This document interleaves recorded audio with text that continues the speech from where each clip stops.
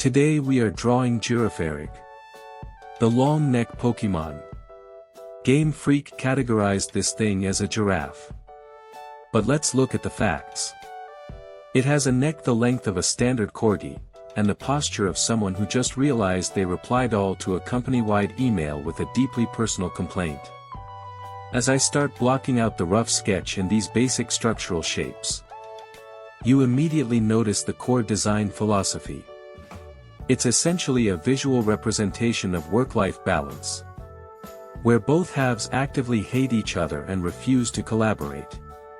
The front is trying to smile and pretend everything is totally fine, while the back half is a literal dark, parasitic entity living off its spine.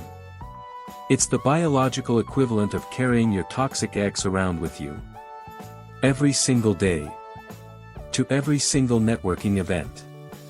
Just dragging your unhealed, aggressive baggage into every room you enter. Let's start moving into the clean line art phase here, because we need to talk about this absolute anatomical nightmare. I am carefully inking this back half right now, specifically focusing on the tail. According to the official Pokédex, Girafarig's tail contains a small, fully functioning secondary brain.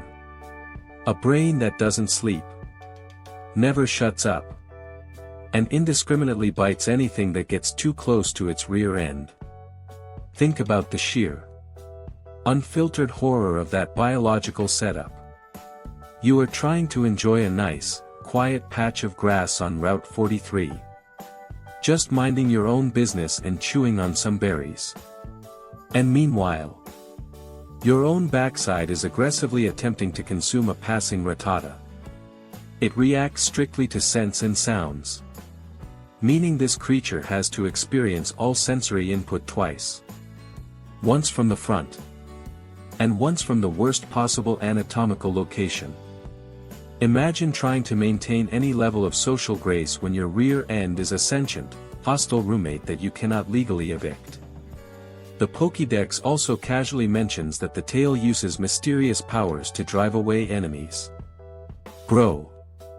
If a tail with razor-sharp teeth and unblinking yellow eyes starts snapping at me, it's not mysterious powers driving me away. It's just a deeply unsettling workplace violation.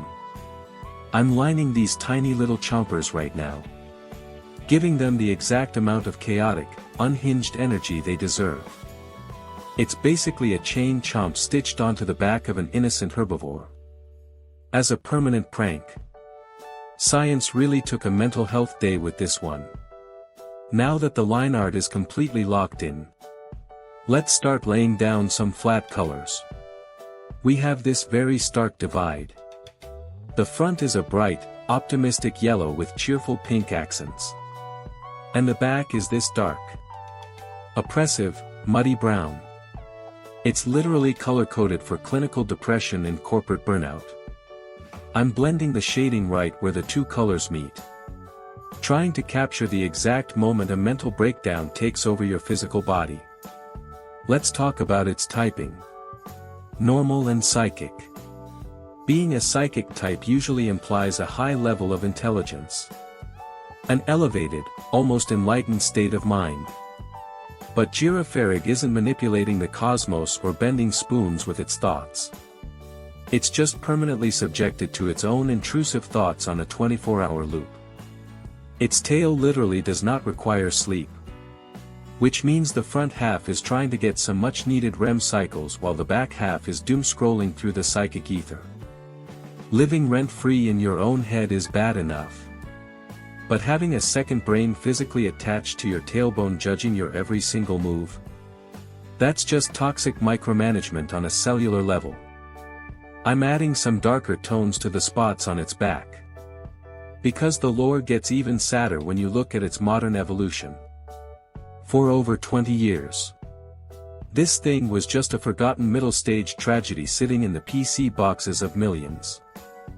Then Generation 9 dropped, and they finally let it evolve into Farigiraffe. Did it finally break free of its parasitic twin? No. The tail brain just crawled up its neck and swallowed its main head entirely. acting like a protective hoodie made of its own sentient flesh. That isn't a magical glow-up. That's just fully surrendering to the voices in your head. It literally put on a sensory deprivation helmet made out of its own trauma, just to cope with the modern era. As we move into the final detailing, let's talk about the harsh reality of deploying this thing in an actual battle. I'm throwing in some highlights on its little pink nose, and sketching out a very generic, uninspired background. Because in the competitive scene, Girafarig is the absolute definition of generic and uninspired. It boasts a staggering base stat total of 455, which is mathematical jargon for a participation trophy. It has decent special attack, but it is tragically slow and exceptionally fragile. It's a glass cannon. Except management forgot to install the actual cannon before shipping the product. You send this out against a moderately annoyed Sizer, and it gets you turned into the Shadow Realm before the battle music even finishes its intro loop. It's supposed to be immune to ghost types because of its normal typing, which sounds great on a resume. Except a stiff breeze from a bug-type move or a rogue crunch will immediately sever its connection to the server. You can try to make it work with baton pass or agility, but you are essentially just delaying the inevitable HR meeting. It is fundamentally unemployable in any serious competitive environment.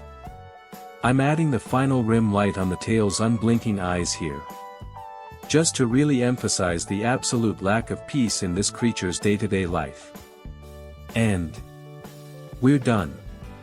Let's zoom out and take a look at the finished masterpiece. A perfectly symmetrical monument to self-sabotage and biological compromise. Just standing there, staring blankly into a future it has zero control over. It leaves us with a very profound, deeply sobering philosophical lesson. Sometimes you don't need external enemies to ruin your day. Sometimes your biggest hater is literally attached to your own spine. So, yeah. If you enjoyed watching me systematically dismantle the dignity of a fictional giraffe, do the standard algorithmic chores. Hit the like button. Leave a comment if your internal monologue is also a hostile, biting entity. And subscribe if you want. I'm going to go ice my drawing wrist and deeply reconsider my career trajectory. Goodbye.